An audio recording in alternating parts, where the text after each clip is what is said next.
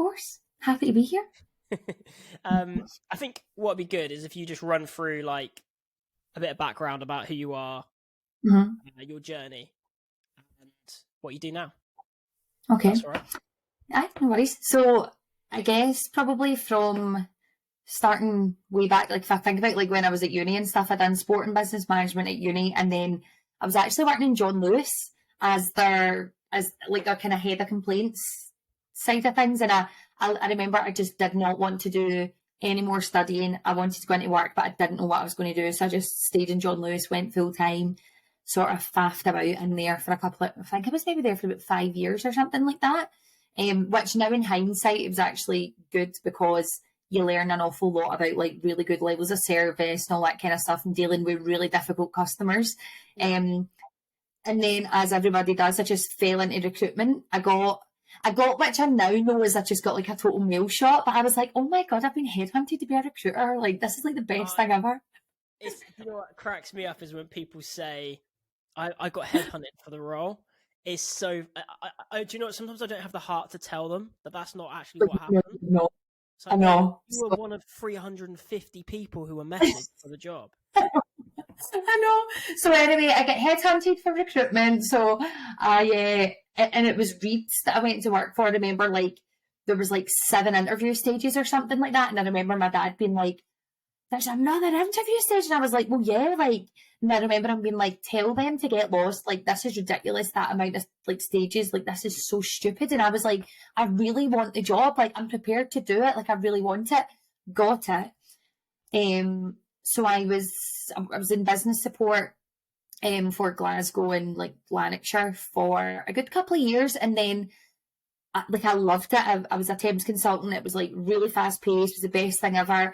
And then I thought, I thought at the time was going to be a really good move for me, but I then moved into health and social care, and no harm to health and social care. It's the candidates are amazing and the things that they do are amazing. However, you have to work like a million times harder because the margins are so low, and it was a lot of work. So actually, really, I think if I had done it the opposite way about, like done healthcare then business support or something where it was higher margins, then I would have enjoyed it more. But I was just getting to the point where I was having to run myself into the ground to make like, I was still making decent money, but like, not where I wanted to be.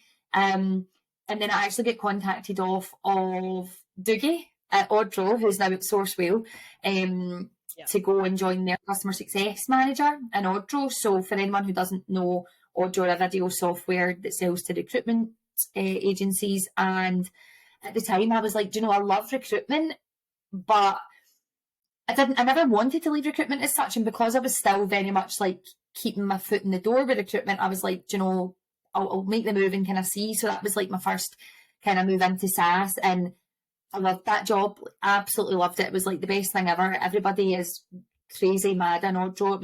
It was such a good environment. And then kind of COVID hit and it was working from home and all that kind of stuff. And then after I was there for 3 and a bit years, I think. Loved it. But then I just got to a point where I was like, there was no further kind of career progression. So it wasn't like a personal thing. It wasn't that I wasn't enjoying it. I just thought I needed to move. And then I moved into another kind of customer success, which was very heavily sales orientated role. And then I moved into Joined Up, where I have been since February. So still very new, but I'm a sales lead here. So Joined Up is a workforce solution for high volume temporary recruiters, basically. So enjoying it so far. Still very much getting settled and stuff like that. But so that's me in a nutshell, basically. Oh, that's good. It's a good overview. Going back into recruitment though, because I'm always interested in this. I actually got approached by Reed. Headhunted? Sorry? Headhunted?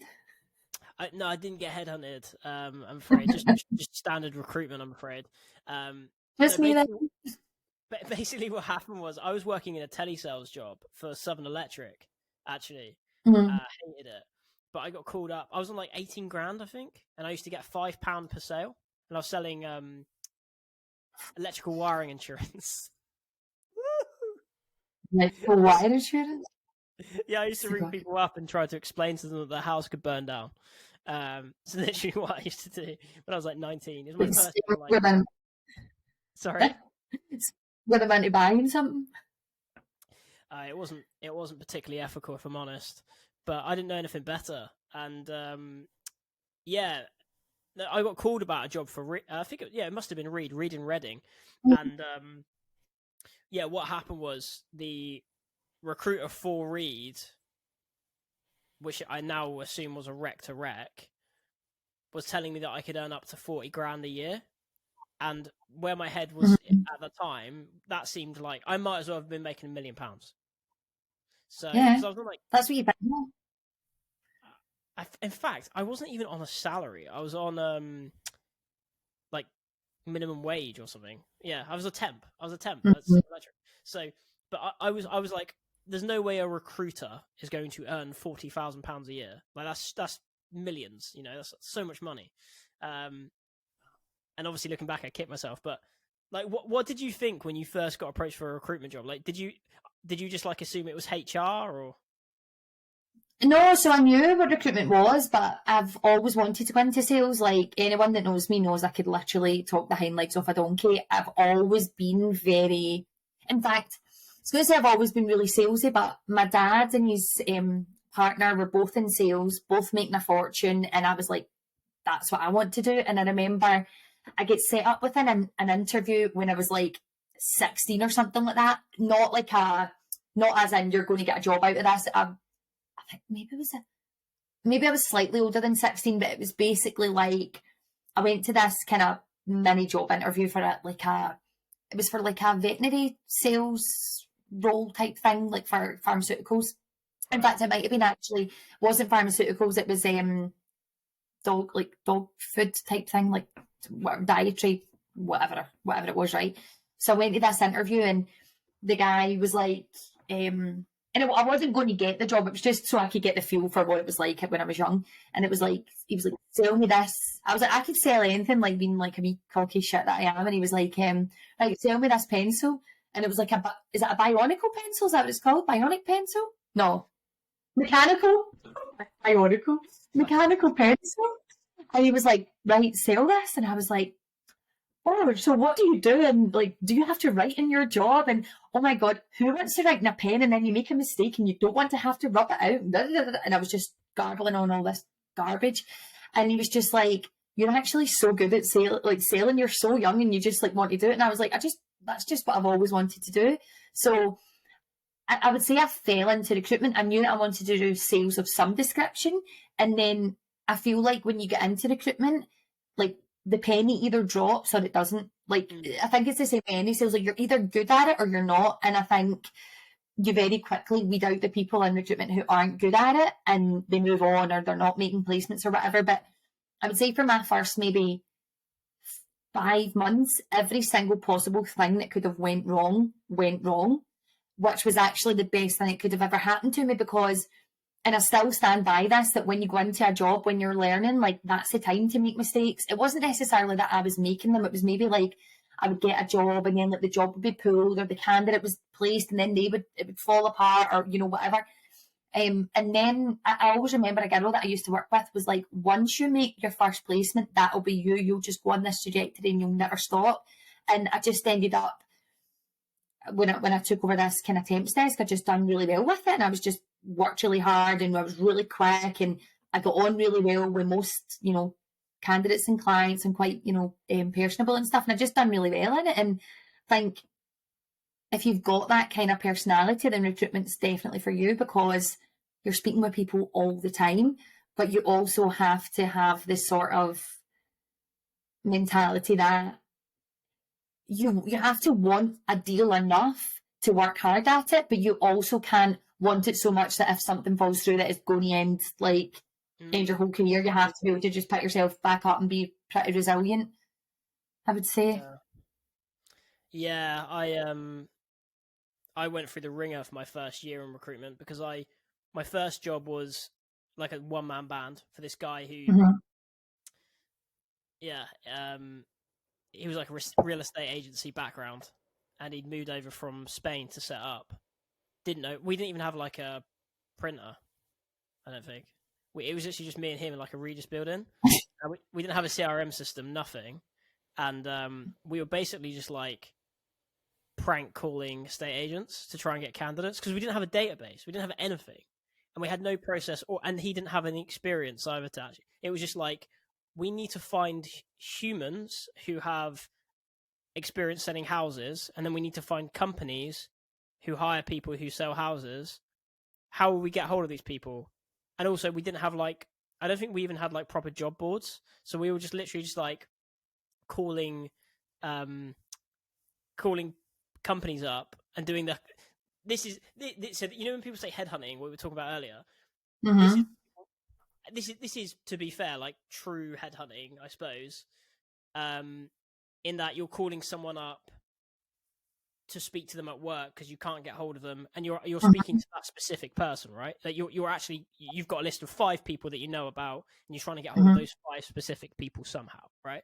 We were doing that, but what we were doing was calling companies and then speaking to their estate agents, pretending we headhunted them, and then calling them later. So that was like my introduction to recruitment, and I was a bit like, what on earth is going on? But yeah, and then basically I went from that job, which went okay considering, into accounting and finance recruitment in January 2016, which was when about a month before Brexit was announced. And guess what happened when Brexit was announced? Everyone got rid of their finance team. So I was doing that. I was making I don't know what your targets were, but we were doing 10 hours a week on the phone, 100 100 like sales calls, but like connected, like actually getting hold of people. Yeah. A week. And it is exhausting when you're not getting the results, right?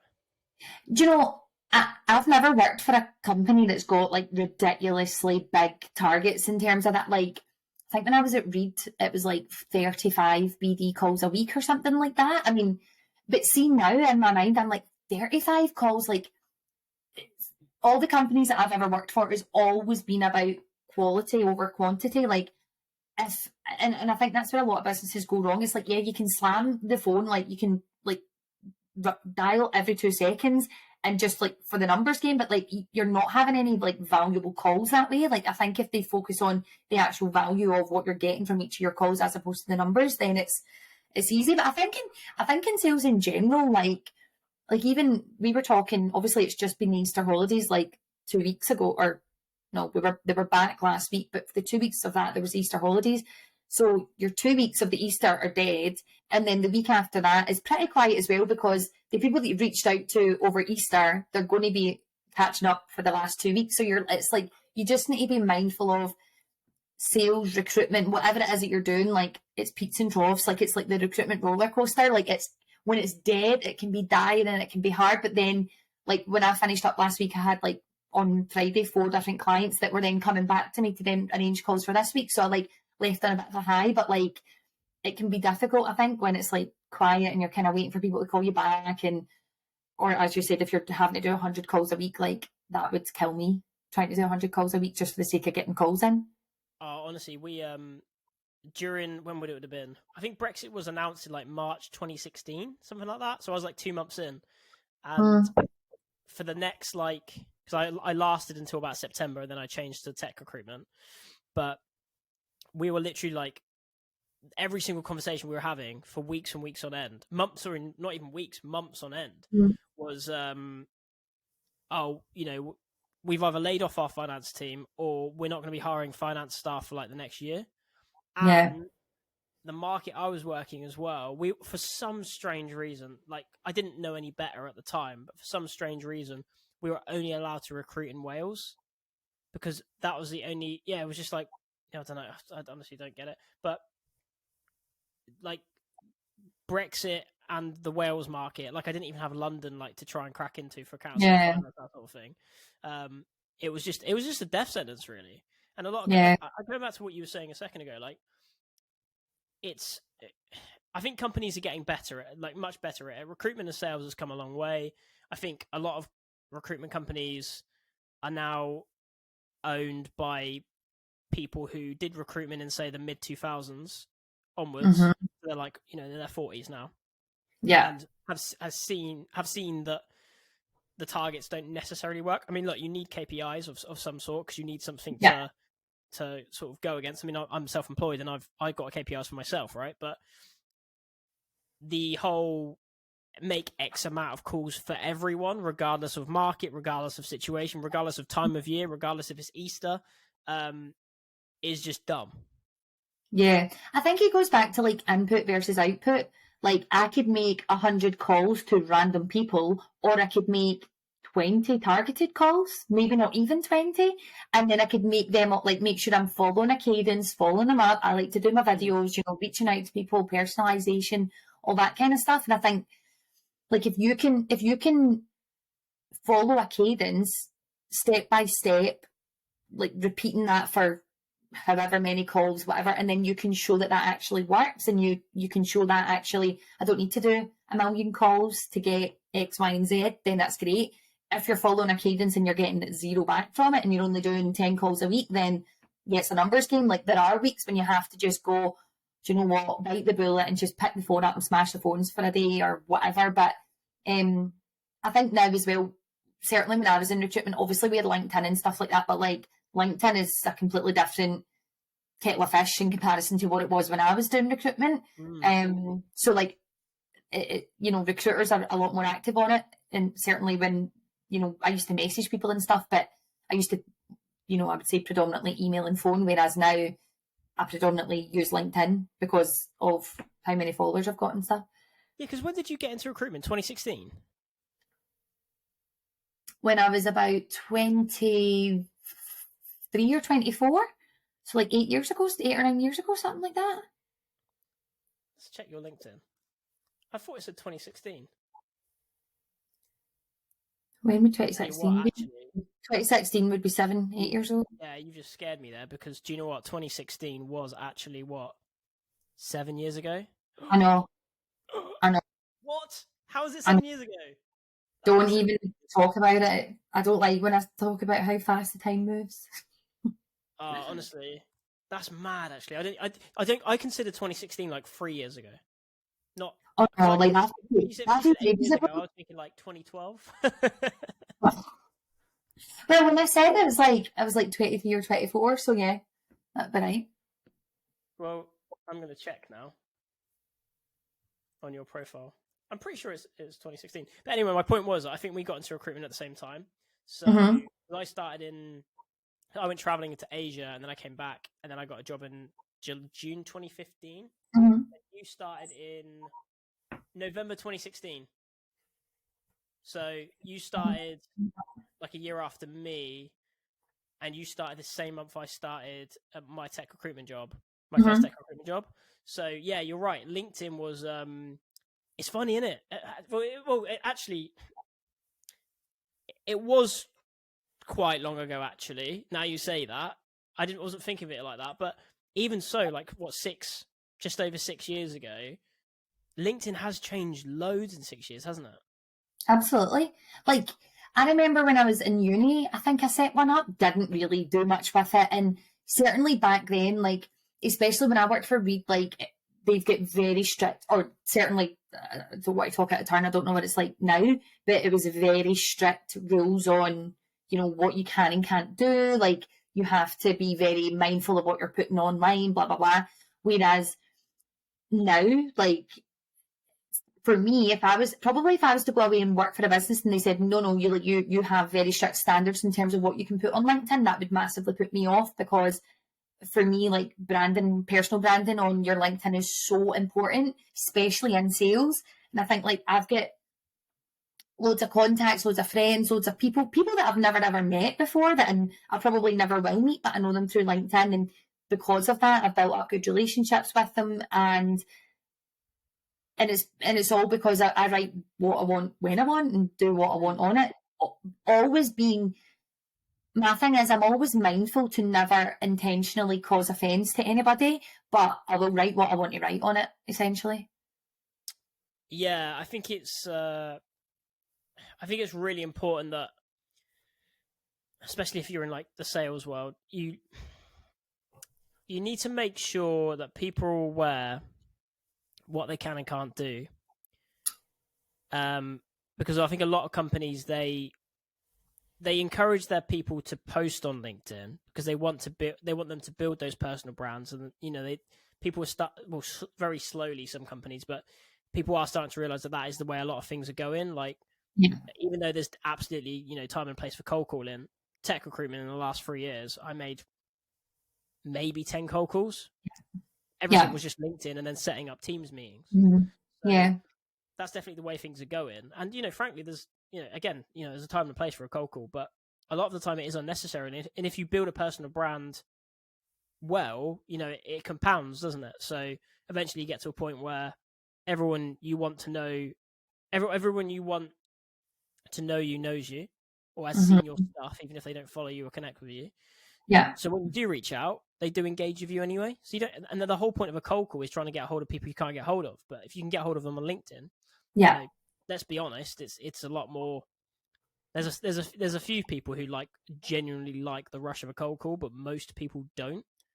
I think there's a time and a place for everything, right? Like, I'm super active on LinkedIn, but that doesn't mean that the MD of a recruitment agency is going to, I mean, they might be, but you generally can tell, if there's someone who's never posted, they don't have a LinkedIn profile picture, all these kind of things.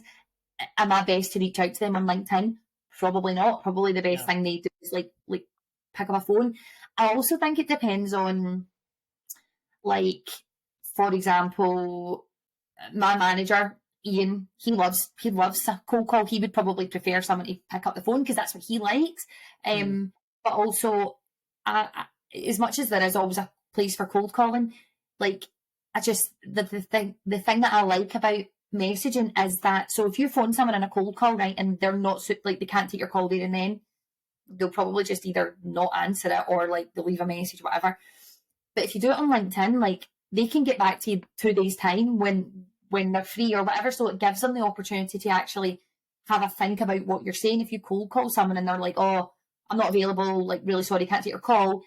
But they're not always, sometimes they're not even giving you the opportunity to talk about what you want to talk about. Whereas if it's on LinkedIn, they can sit down, they can digest it, and they can have it actually give it the value that it deserves and the time that it deserves. Whereas you don't always get that in a cold call. But I do think that there's still a place for it. I don't think that it's dead as such. It's definitely not dead. I mean, it's. I think usually the people who say cold calling is dead are trying to sell something, right? They've usually got a personal branding course, or they've usually got an email cadence course or something. They've got an agenda. But and also, by the way, it's popular. People want to convince their managers that cold calling is dead. So they don't need to do it. An expert on LinkedIn saying cold calling is dead, they'll like it. So then when their manager says pick up the phone and they're too scared to do it, or they don't know how to do it, they can say, oh no, it's actually dead. Everyone's saying it's dead. Let's not bother. But it's it's very different as well to emailing as well, isn't it? Because emailing, you could argue, well, let's send an email. It's the same as LinkedIn. Well, actually, it's not, because it's segmented. So, emails get mixed in with internal stuff and newsletters and clients and prospects, and then the good thing about LinkedIn is it's a social media platform. So you're right, people can take their time to reply. Also, people do you know anyone who likes getting cold called? See, to be honest with you, right, I don't actually have an issue with getting cold called, me personally, but I don't know if you've ever had this, right? So, you get those people that are like, hi, I'm calling because you were in an accident, and you're like, all right, was I? But see, those kind of jobs, right, I actually really respect those people, because I think, do you know what, at least they've got off their backside and they're actually trying to make some money for themselves, right? I respect that. But what I've noticed now is I have been in the position where I've pretended and I've wound them up and stuff, but then I thought that's a really shitty thing to do, because I'm like, I have to do cold calling, so I will never ever be rude to someone on the phone, right? However, I've noticed quite often that they'll say, hi, you were in an accident, blah, blah, blah, and I'm like, hi, don't know why this is me being on the phone, by the way. I'm like, hi, sorry, I'm not interested, but thanks anyway. Half the time I can't even get my sentence out before they've hung up the phone on me, and I'm like, you're going to call me, and I'm actually being nice, and you're hanging up the phone on me. whatever. Yeah, I think those calls though aren't necessarily coming from the UK from companies. Yeah. Yeah. Well, For me, not for me. Mine are absolutely abroad. yeah. And they're But absolutely like trying to scam you. So to be fair, I understand, like, there's a lot of these people, but like, if it's a scam one, then yeah, of course, like, obviously you'll not take that. But like, I quite often find that like, cold calling, see if it's a genuine person, if someone wants to cold call me, that is totally fine. I would never be rude to someone. I need to cold call as well. Like, do your job.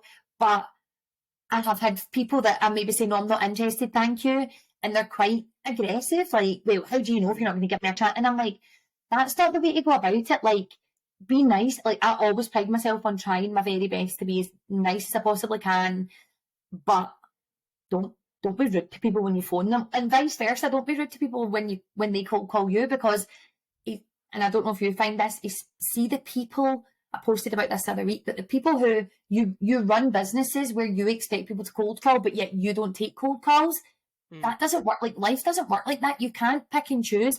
If you have people where you expect them to do cold calling, then you could at least humour people, take the call, or have someone pass on a message. But like, to just have this strict, I don't accept cold calls, really bugs me when your whole company operates on cold calling.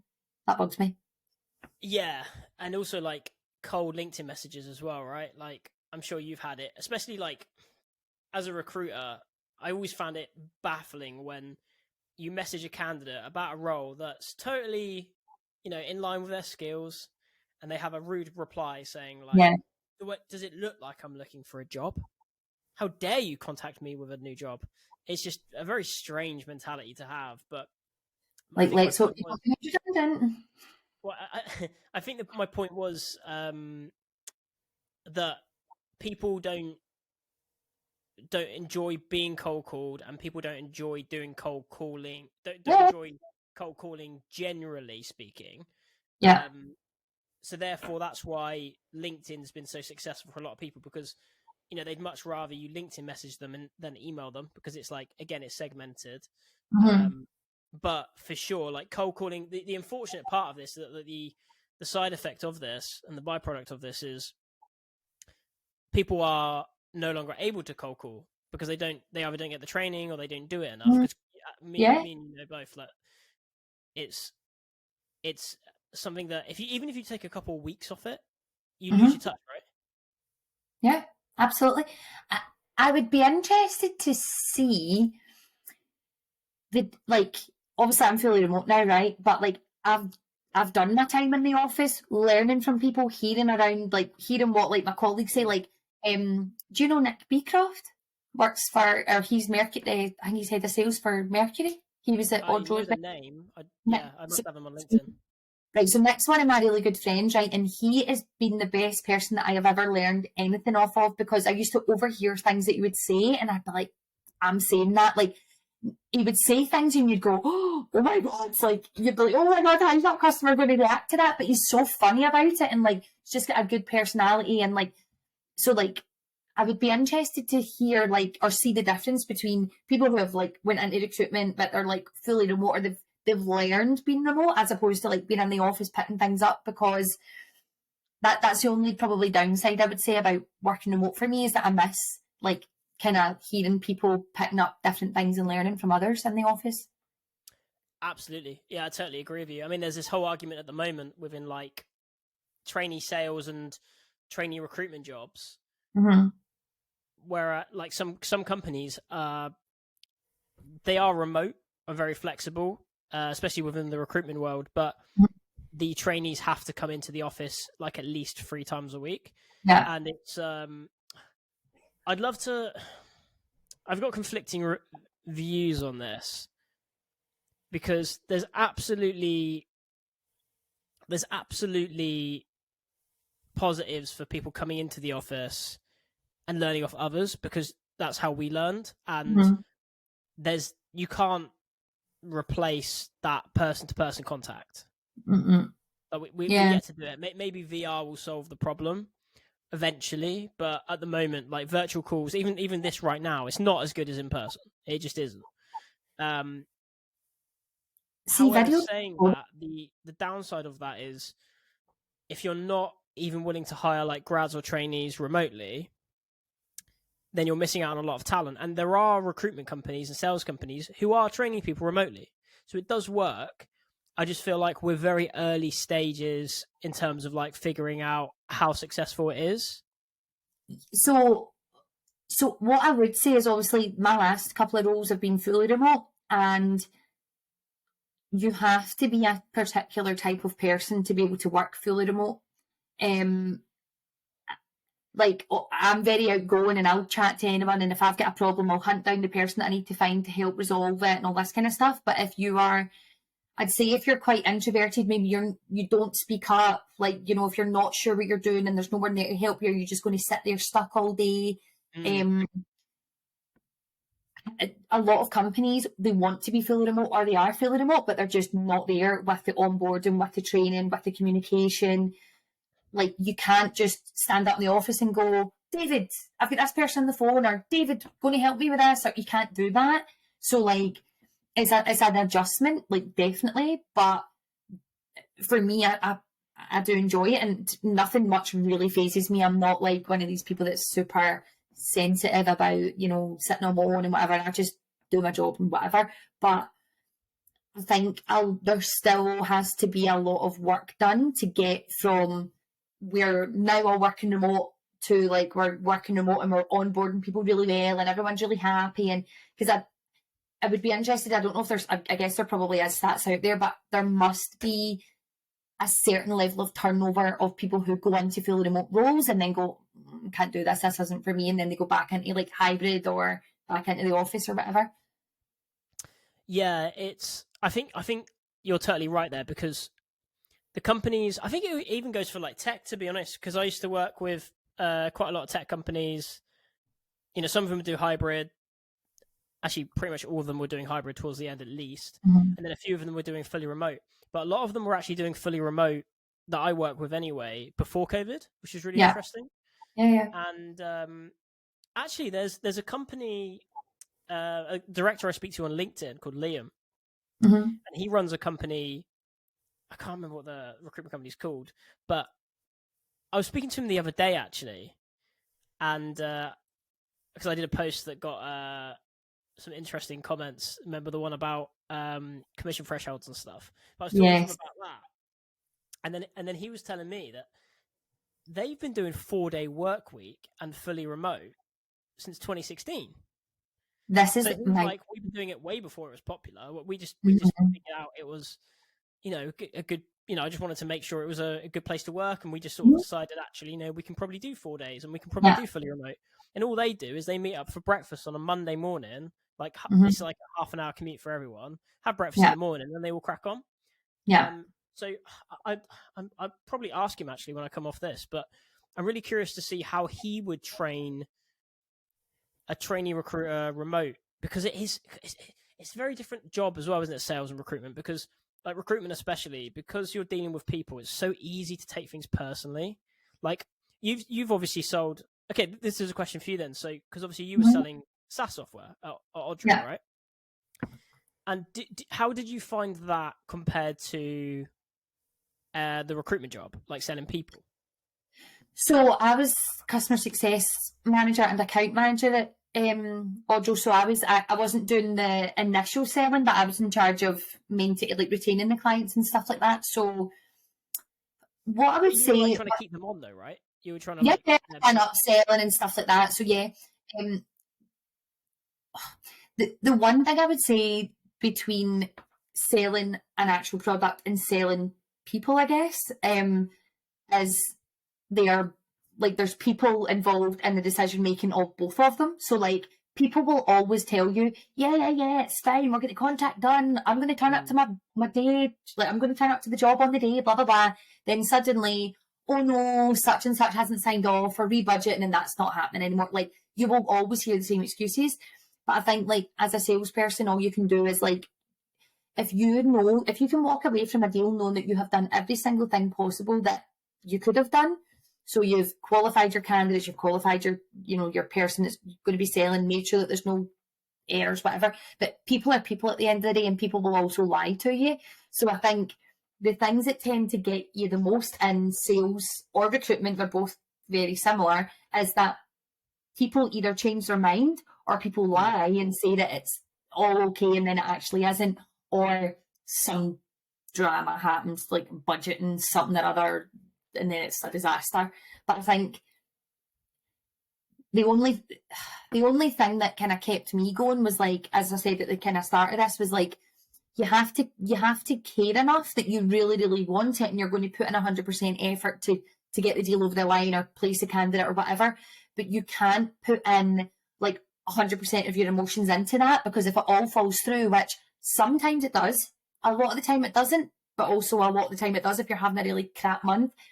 If you let that affect you, you'll be ruined. It's like, that's why they call it like the recruitment roller coaster. Like, as a salesperson, you have to be resilient enough to know when it's okay to walk away from a deal. Like, there's times when you have to go, do you know what, there's nothing else I can do. You know, it's not right for them. We can't lower the price anymore, you know, whatever it is. And you have to pick yourself up and go on. If you let every single deal affect you in that negative way, you'll never get anywhere in sales. So you have to just kind of, okay, it's over, it's done with, and move on. But did you find, because obviously with recruitment, I think the main thing people, especially I know quite a lot of people who've gone from recruitment to tech sales. Yeah. And did you find that, because obviously, you know, if your prospect or client says no, that's one thing. But with recruitment, the product is the candidate as well, and the candidate can lie to you, and then I think a lot of people they sort of take that twice as hard as like selling a product, because you feel like you've built a relationship with the candidate, and then they've screwed you over or whatever. Yeah. So I think a lot of people can take that. It's extra emotionally taxing. And then when you're working from home, you know, if you're on your own and you're having a shitty few months, I suppose it's very easy to spiral downwards, whereas opposed to being in an office where people can kind of bring you back up again. Yeah, because I'm just trying to think like how I wonder actually if I could have. I'm not even sure I would have taken a fully remote role, to be honest, if I was a trainee. As much as I'm an advocate for it, I actually think when I first got into recruitment, my main joy of it was the people that I was working with, especially because salespeople and recruitment people tend to be, you know, generally speaking, a certain type of person anyway. So it was a great work environment, you know, and I liked going in. And again, you know, we're not Gen Z, so commuting was just something you did. Like, it wasn't negotiable. Yeah, and now I would die. Like, you have to travel to a like office Monday to Friday. You need to drive to the train station. You need to get on a train. I'd be like, no, how dare you ask me to travel? I cannot go with this. Like, whereas like it was a total no. Now I'm like, oh, no. Yeah, it is funny how quickly things have changed. I mean, I loved it because I remember I'm just trying to remember if anyone actually offered. I think a couple of my clients did like work from home Fridays. Yeah, like I've heard of stuff like that, but I actually said I would never do it. Never. I used to say to people that done it, don't know how you can do that. I would never do it. Look at me now. Yeah, we used to have a neighbor who used to work from home like a few days a week, and we were like, I don't know, we were just. I also, my mate used to work from home as well, but he didn't used to work. He used to watch Game of Thrones. So that's how I perceived it. I didn't perceive it as like having a proper setup and a desk. You're just sort of like working from your bed and it's chill. But then obviously COVID changed all that. And I, like, as a recruiter, it was so good initially because all these companies were now looking, you know, UK wide. And it was like, it was great initially. But then what started happening was we started seeing the downsides of it, like as a recruiter. Because all these people who were based in, say, I don't know, up north, let's say Leeds, yeah, where cost of living is cheap, is what I mean.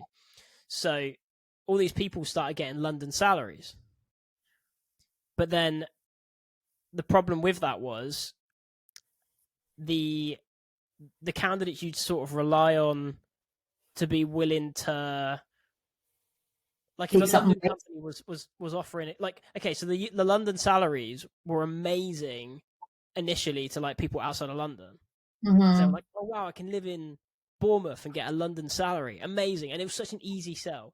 But then they Mm-hmm. started getting London salaries, and then the companies started not offering. A lot of companies started doing like, if you live in London, you get a London salary. If you don't, you don't. You get like 15% less. Yeah.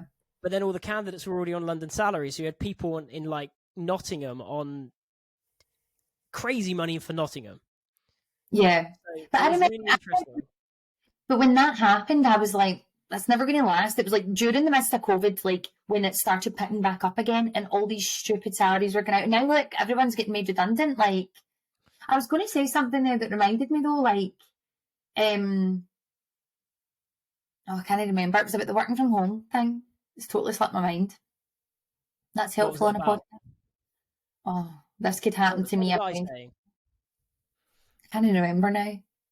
This is What was me, I like, welcome to my life. It will come to you in a second. I But know. yeah, it's been really interesting. And like, what do you think of the market at the moment then in like the tech world and stuff? Like, here's a question for you actually, especially as like an ex recruiter. So, what do you think is the answer for like internal tech recruiters? Like how that all works? Because at the moment, and I've got quite a few mates now who've moved into internal recruitment within tech. Mm-hmm. And you know, like what happened was in COVID, they all got let go, and then they all got hired Mm-hmm. on crazy salaries, and then now Yeah. they've all been let go again. Mm-hmm. And now they're all desperate for jobs. They're all taking pay cuts. But then probably what's going to happen is again in about 6 months or a year, there's going to be a massive shortage. Yeah. What do you think of all that? Like, do you think there's a sustainable way to hire internal teams? Or I don't know about internal teams. Like, I'm not in charge of budgeting and all that, right? So, like, anything I'm saying is just my own thoughts, right? But actually, I commented on someone's post last week about this, and it was, and in my mind, I'm like, right. So we've seen in COVID. This isn't necessarily like specific to internal recruitment, right? But it's like you've seen in COVID. So like everyone. I remember at the beginning it was like everything's closing down, right? Everyone gets made redundant. So we had all these big thingies of redundancies, and then you seen furlough was announced, and companies are like, "Shit, we've just made half our staff redundant." So I know that some of them like reversed it, and then they were putting them on furlough and stuff like that. And then it was like, right, things are quiet, and then they get busy again. So then it's like they done all this mad hiring, and it was all the stupid wages. And I remember being like, this can't possibly last. But actually, the companies who took their time, didn't make any rash decisions, worked out, right, who do we need, what do we need, just was a bit, I think everyone was a bit more chilled in their thought process, as opposed to being, I've got a cheek because I am predominantly like quite a reactive person, but I'm learning as I'm getting older. But like the people who are super reactive to all these things, like, I think if you're in charge of a massive, massive budget, you need to be very thought out in your approach. And don't get me wrong, I don't think people who make redundancies are being like hasty. I would like to think that they've given it a lot of thought, but like, I don't understand in my mind, right? How can someone like get rid of like 40,000 jobs or whatever? Like, you've seen all these massive companies that just slash all these jobs, and you think, how can you operate without that amount of thousands of people now? Like, you were operating with them and now you're not. How's your company functioning? Do you get what I mean? yeah, it's outside looking in, and look, you know, I'd love to chat with people who actually make these decisions, because a lot of the times they do seem a bit mental. They seem a very, do you know what? Sometimes it almost seems like they look what everyone else is doing and they just do that. Yeah, like you do tend to see, because it was like Google had made some, Amazon made some. Who was the other big one that had made redundancies? It was like, Meta. yeah, you've Peloton obviously went crazy. Like, you just, I can't help but think that, and I mean, I'm totally not even qualified to have this opinion, right? So this is just from me and me only, but like, what goes up must come down at some point. So like, why? do these companies really need to take on that amount of people at that one given time? Could they not operate on a wee bit leaner staff so that you can actually afford to keep people, as opposed to like hiring loads and then getting rid of loads and loads? Like, it just, and it makes people unsettled, right? Like, obviously I know I've been made redundant, like, and if I was to ever hear of redundancy again or whatever, like, it would make me go, oh, I don't really know how I feel. Like, it gets you unsettled. And if you've been bitten once before, hearing redundancies and stuff like that is going to make people feel like not that great. Do you know what I mean? Yeah. I mean, obviously you've been through this, so like, how did that? Like, what journey did you go through then? Like, how did that make you feel, and how did you deal with that, like, mentally? Because I've never been made redundant. I mean, I've been sacked, but it's not really the same. So, like, if you're doing a poor job and you're like, you're gonna get let go, and you get let go, that's fine. It's different feeling, isn't it? It's a bit like, well, suck it up and improve. But being made redundant, especially when you're like doing a good job, like, yeah, it was weird. So I would say, like, you feel lots of different emotions. Like, first of all was like, what the can I swear? Like, what the hell is going on? Like, I was like, what the fucking fuck has just happened to my life? Then I was like, oh my God, I've got a mortgage, like, I've got a 3-bedroom house on my own, I've got a car, I've got a this, I've got that, like, like, oh my God, it's Christmas next month, like, panic stations were, like, setting in. And then I spoke to, so Dan Farley he was my old manager, like the best manager I've ever had in my life. Dan, if you're listening, I love you. But I spoke to him, and he was like getting angry with me, getting upset, and then he's like my like Ainsley's life coach and advisor. So speaking to him just made everything better. And I swear to God, by that night, so it was like I had the conversation Friday or like 2:30 or something like that, and then I spoke to him, and see, by 5:00, I was like, I've got an interview for next week, like, it's sound, like, I'm cool. And then obviously in the beginning, when I'm kind of going through everything, I was a wee bit of shock, a wee bit upset. You're embarrassed as well, like, genuinely, like, oh my God, like, why me? Like, am I not good enough? Like, that makes me look like I'm crap, like, they don't want me, and all that kind of stuff. And then genuinely, I just gave like, I'm a big advocate of, let yourself feel what you need to feel for 24 hours, and then give yourself a shake, get your shit together, and like move on from it. Like, I'm not, and I know that it's very easy for people who are that way inclined to say stuff like that. I know that other people feel things very deeply, but like, I'm just not the type of person that like gets in my feelings. I'm a very positive person. I will feel what I need to feel for 24 hours. Don't allow myself any other time. And I don't know whether this is healthy or not. I don't know, but I just put it in a wee box, shove it to the back of my mind, and then I just go on with things. I networked as best as I could. I posted, I don't know if you remember that day that I posted basically saying, I've lost my job. And that post went literally viral on it. There's still messages in my inbox that I can't even get round to because there's just so many. And all I done was made sure that, and this is really good advice I would give for if anyone finds himself in a position now of being made redundant, don't apply for every single job that you see. Be thoughtful, depending on how like urgent your situation is, obviously, but like, dedicate a couple of hours a day to finding a job. There is no point in sitting at your computer from 9 a.m. to 5 p.m. speaking to a million different people, talking to people who you're not interested in. If you're a good candidate, you will be inundated by recruiters. Don't speak to every single person. Speak to the ones that you really see of value. When people offer you jobs, make sure you're asking things like the salary, the hours, the location, all these kind of things before you're entertaining a conversation with them. Because the amount of people that were like, we want to speak to you, we want to talk to you. And I would say, well, what's the salary? And it would be like, and I'm talking like people, one guy actually said to me, and I was like, you are having a laugh. He said, I've got a junior sales role that I think you'd be like suitable for. We've got an office in Hamilton where I stay. And I was like, all right, okay. Like, in my mind, I was like, it's obviously way below what I would be looking for. But I thought, well, do you know what? Like, maybe their titles are way off and it might be. And he was like, I said to him, okay, like, could you tell me a wee bit more information? Like, what's the salary?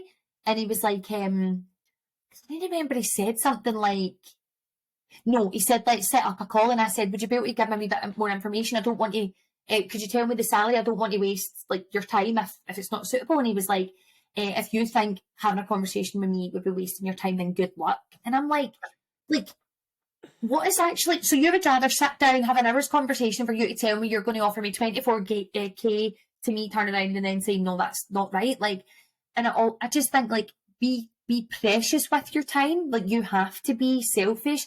You have to put yourself first.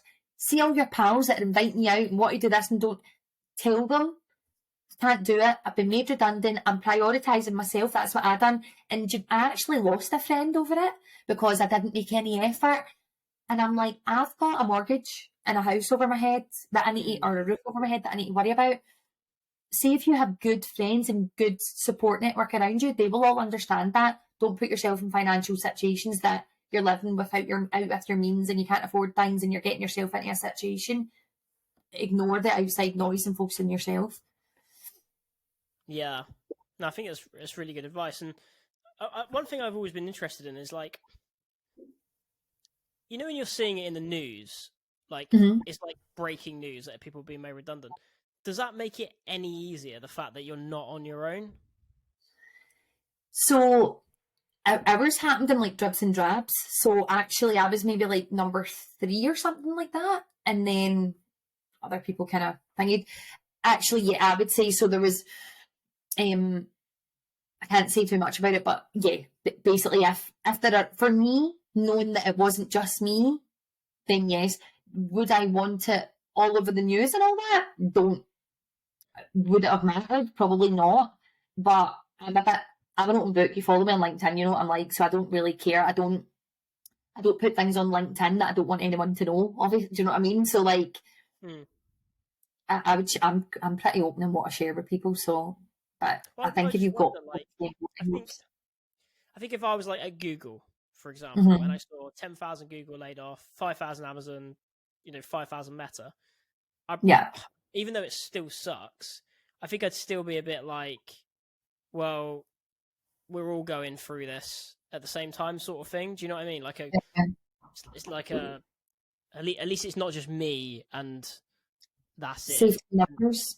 I do think that helps, but then I also think on the other end of the scale, you're like, shit, I have got so much competition. Like, you've got all these, so like, if they're all getting laid off, then there's probably not going to be a job for every single person. Do you know what I mean? So I think you've got that, but I do think it helps if you can, because I've spoken to a few people that have been made redundant from like other businesses. I was speaking to someone last week and I was able to say, look, this is what I've done that helped me. And I'm more than happy. Like, if there's ever anyone wants tips or whatever on how to stay positive, like, talk to me about it, because I didn't really have that at the time. And I felt a wee bit kind of lost. And had I had someone that could say, look, this is what I've done, and it really, really helped me, talking to someone would have probably helped me. But all in all, I would say I was probably about 5% stressed. See, once the initial panic had kind of gone away, I remember my mum saying to me, how are you, like, you're so calm. She was like, I'm actually really proud of you for how well you've handled this. And I was like, me being stressed isn't going to change the outcome of the situation. Me being stressed going into an interview or me being really nervous is not going to help me perform to the best of my abilities. I need to believe in myself. I will get the job that I deserve. And if a company wants to let me go, then cool. Like, bye. You're not the only company in the world. Like, and that's the other thing that you need to remember as well. Now I don't know that I would, like, before I was like, I'm 100% loyal to this company. Companies will replace you like that. And I think that's a dangerous, like, it's a dangerous way to think, because like, I want to be in, like, I'd love to give my everything to a job, and that's what I'm doing and enjoying that, and I'm really enjoying it. But I do always have that wee kind of niggle in the back of my mind going, oh, what if they make you redundant? But you have to just kind of go with it. Yeah, I suppose once you've been burned. I mean, I'm the same, but I've never made redundant. I was laid off a couple of times. But even like when not laid off, I was sacked a couple of times. But even like, to be honest with you, one thing I have learned, and I tell people this all the time, is look, there are companies out there who like do genuinely care about their staff, but there's also, like, I would probably say the majority, it's not they don't care, it's just business is business, and they will replace you so quickly. Like, honestly, it's probably my own ego, but I've been like, oh yeah, when I've left for like another company sort of thing, I'm like, they'll really struggle to replace me. They won't.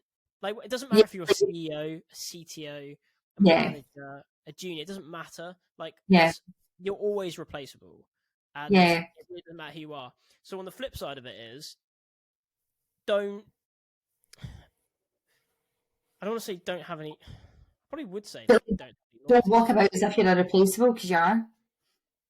Well, it's, like people don't want to hand in their notice because they're just like, oh, I'm going to leave. Like, being a I know recruiter, you've been through this. But it's like I had a candidate last year, and she was saying, oh, I'm really close to my manager, and they're going to find it really hard to replace me, and all that. So I don't want to hand in my notice just yet, or I want to like give an extra long notice period to help them out. And I'm like, It's I business. really appreciate that, but the reality is they are going to replace you. And they'd get rid of you tomorrow if they needed to. Well, so what I would say is that I've been in the position where I was doing very well in a business, was being kind of promoted to the ranks, I thought, and I would have expected that I was highly thought of, I'd done very well. I handed in my notice. The next day, I was told, you've been put on garden leave, you don't need to come back. And I was like, oh, don't need to come into the office, okay. I was still allowed to go to the Christmas night out because I was still technically an employee. And then a few weeks later, I was told, no, you've not to come to the Christmas night out because there's clients there. And I was like, and? Well, we don't know Oh, how you're going to. is this what you were talking about the other day on LinkedIn when you got uninvited for a Christmas party? Twice it's happened to me. And do you know all that? See, all that does for me, like, I don't care, right? Don't care. Don't invite me to the Christmas night out. That's cool. That says more about you as a business and the type of people that you are, that you cannot go, do you know what? Thank you so much for your service. You've been amazing. Here's a wee thank you gift for all your hard work. Off you pop, good luck. See if you can't do that. And this is to every employer. See if you don't do that and you can't do that. Go and take a good hard look at yourself. It's embarrassing. And it should not be tolerated. Like, I just think, stop being so petty. Like, go and wish people well.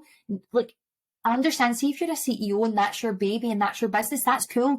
You're probably driving about in a Range Rover and taking home a lot more money than everybody else at that business. But people don't care about your business the way that you will care about it if it's your own. So, like, let people do well. If you cannot offer them opportunities, wish them well and let them go and like find their opportunities elsewhere and then replace them. Like, it's cool, that's what business is, but don't be addicted to someone just for the sake of being addicted to them, like, especially when they've done really well for you in your business, because that Yeah. bugs me.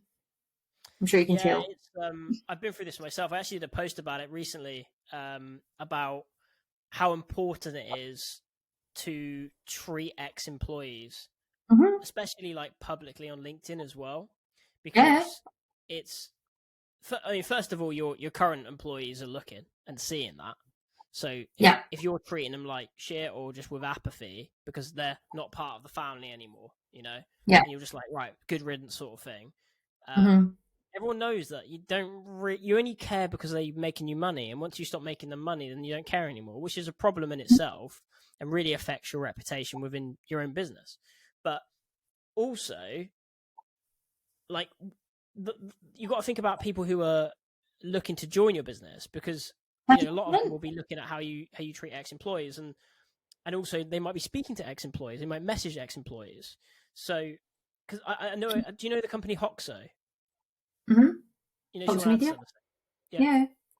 So, oh, it was obviously at the Rec Expo, wasn't it, Sean? Mm-hmm. They do it fantastically well, and I did a post. I tagged Sean in the post. So every time I've seen someone leave Hoxo, even if they're like a really important member of the team, so it must have sucked losing them, but they're not bitter about it. I mean, there's a difference between bitter and upset, right? You can be upset. Yeah. I mean, sometimes it's, in a, I don't want to say sick kind of way, but it's sort of nice to see your ex-manager upset and your team upset, because you're like, oh, I actually provided value there. Do you know what I mean? Of course.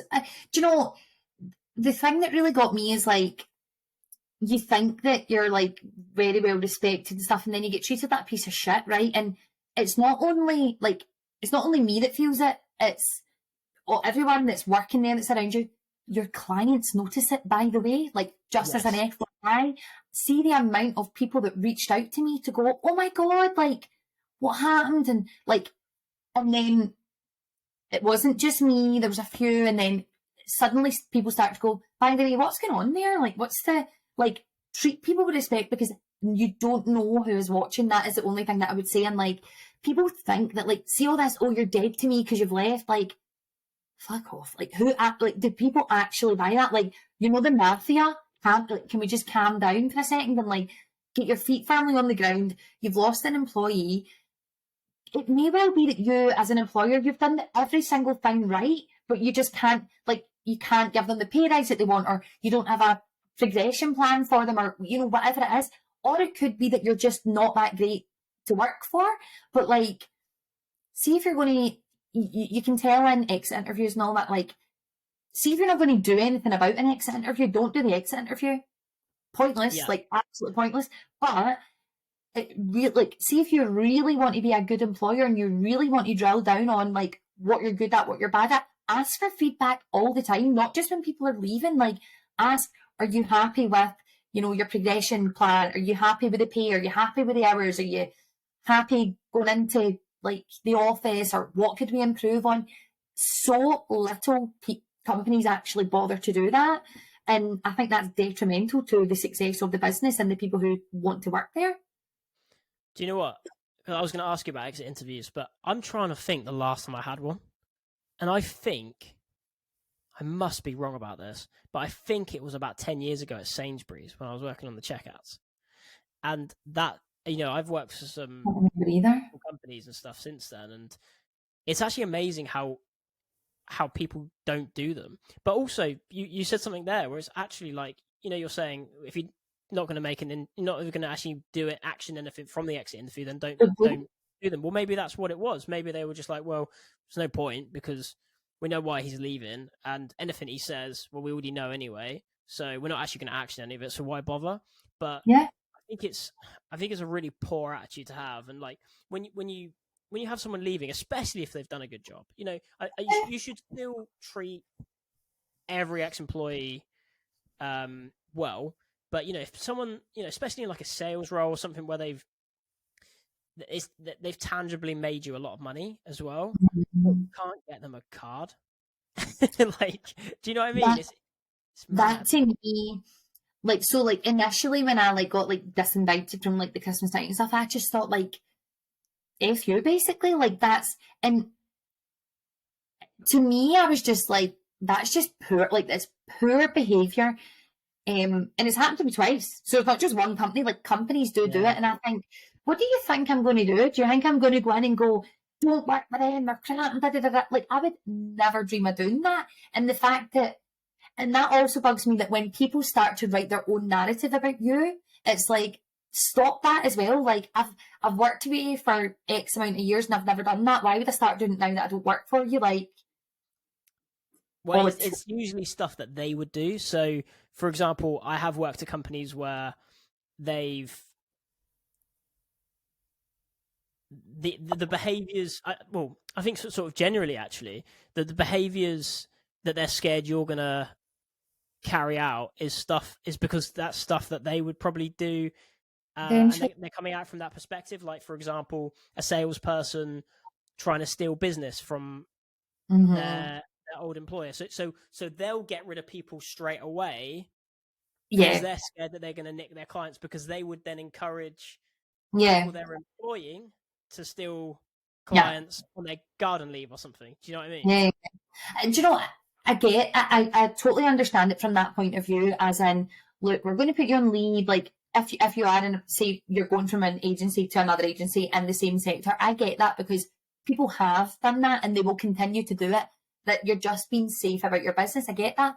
But you could also still arrange a dinner or a lunch or send them a bloody thank you card. Like, I just can't stand, it's like when it turns into bloody International Women's Day, people go on and on and on about LinkedIn, but actually all your women are getting paid like predominantly significantly less than all the men. So like, calm down, stop doing things like that on LinkedIn and actually like deal with the real issue at hand. It's like one of those situations, but that's a conversation for another day.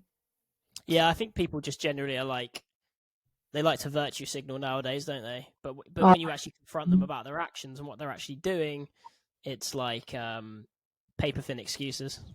Yeah, and I can't actually, like, I remember once, so there was a company that I worked for before, they were like, yeah, we're like so big on like bringing in female leaders and blah, blah, blah, blah, blah.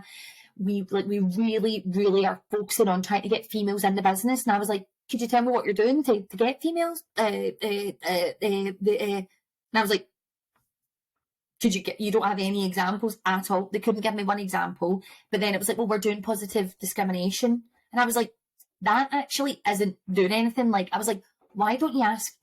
2 seconds. Yeah, sorry. Stop that. One of my kittens, sorry. My kittens is like, he's pulling up the carpet. Come here. Sorry. I thought we were doing too well to get through the full thing without being interrupted. But it was like, oh yeah, we're doing things. And I was like, why don't you ask all of the females that are already in tech within your business, why don't you ask them what they would like from an employer? Like, what would encourage them to apply? And it was like, oh yeah, I never thought about that. And it was all just middle-aged white men, like, making these decisions. And I'm like, you need to have a bit of diversity within your thinking and within your groups. And it was all just guys trying to come up with all these ideas instead of actually asking other people. Like, yeah. So I think, I can't even remember why I was talking about that, but I got off track. But yeah, look, I think you need to come back on, because we didn't get round to it, but I think you need to come back on and talk about specifically like LinkedIn personal branding and like how you build a personal brand. Yes. What's your links and stuff? Is it just LinkedIn you want people to follow you on, or LinkedIn, Instagram, TikTok, whatever the hell he's like? Yeah, that's all right. Send me the links. I'll put it in the description in the bio, so people can follow you. And yeah, thanks so much for coming on. Thank you for having me. I've had a great wee chat.